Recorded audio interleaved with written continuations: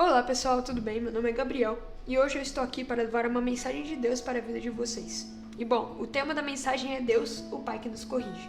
E o primeiro versículo que eu queria ler se encontra em Deuteronômio 8:5, onde está escrito assim: Fiquem sabendo que o Senhor nosso Deus os corrige como um pai corrige o filho.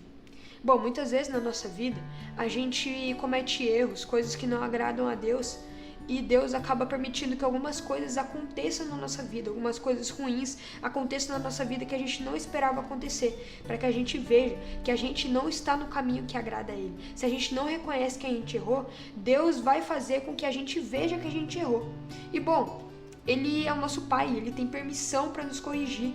E assim como o nosso pai, a nossa mãe, o nosso responsável nos corrigem, eles às vezes nos colocam de castigo por fazermos alguma coisa errada. Assim Deus tem a mesma permissão, Deus tem a mesma autoridade para nos corrigir, porque Ele também é o nosso pai.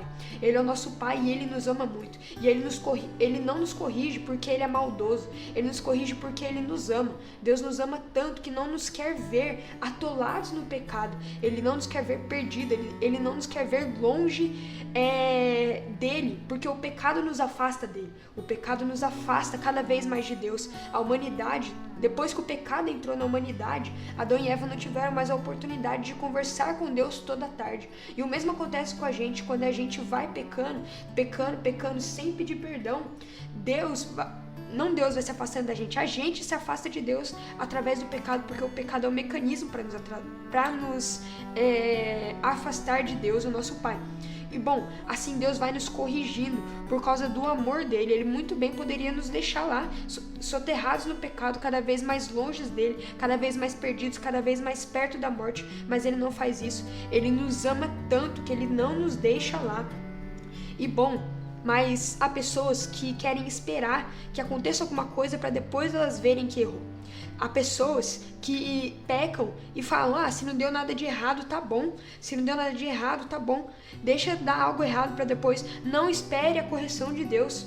Eu prefiro muito mais pedir um perdão a Deus de todo o meu coração do que esperar a correção de Deus. E agora eu queria ler um versículo que se encontra em Romanos 3:26, onde está escrito assim: Deus ofereceu Cristo como sacrifício para que pela sua morte na cruz, Cristo se tornasse o meio de as pessoas receberem o perdão de seus pecados pela fé nele. Bom, é isso que eu estava falando quase agora. Se a gente tem a oportunidade de pedir perdão, Cristo morreu por nós, Cristo foi transpassado, foi moído naquela cruz, sangrou muito naquela cruz, derramou o seu sangue naquela cruz para que a gente pudesse ter o perdão dos nossos pecados verdadeiramente. E é só a gente pedir perdão, irmão. É só a gente pedir perdão de todo o nosso coração. Não fique esperando a correção de Deus, porque é muito melhor você se ajoelhar, você conversar com Deus, você pedir perdão a Ele, do que você ficar no pecado e esperando que aconteça algo ruim para depois você sair de lá. E bom, aqui tá falando que a gente tem o perdão dos nossos pecados, mas o perdão dos nossos pecados acontece somente com arrependimento. E há muitas pessoas que confundem o arrependimento com o remorso. Há pessoas que sentem o remorso e há pessoas que sentem verdadeiramente o arrependimento. E eu queria ler uma passagem em Atos 3:19, que diz assim: Agora arrependam-se e voltem-se para Deus, para que seus pecados sejam apagados. Aqui está escrito assim, gente: arrependam-se para que seus pecados sejam apagados. Essa é a diferença entre arrependimento e remorso. O arrependimento, você reconhece o seu erro, você pede perdão a Deus de todo o seu coração e busca nunca mais fazer aquilo que você fez que não agradou a Deus.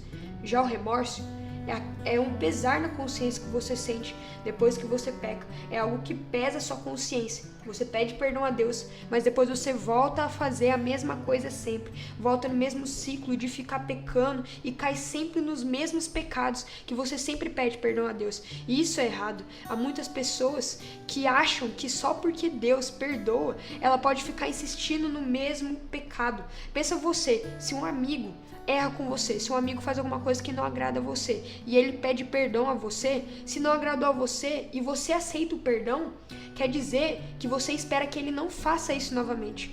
E porque você continua errando com Deus na mesma coisa, você continua fazendo a mesma coisa com Deus, mesmo quando você pede perdão a Ele, E não pode ser assim. Eu já vi muitas pessoas que falam, mas Deus perdoa, por isso que eu vou fazer isso. Não se aproveite do perdão de Deus. Arrependa-se de todo o coração e não volte para os pecados que te prendiam. Não volte para o mesmo pecado e siga uma vida para Cristo. Gente, seguir a Cristo não é fácil. O inimigo ele vai tentar colocar muitas provações, muitas barreiras na nossa frente para que a gente possa cair, mas a gente não vai cair. Por quê? Porque se a gente tiver fé e convicção em Deus, Deus vai nos ajudar, Deus vai nos dar força, é Deus que nos dá força para combater o pecado.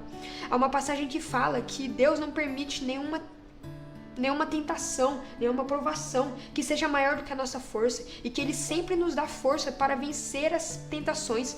Então não há tentação maior do que a sua força, não há provação maior do que a sua força.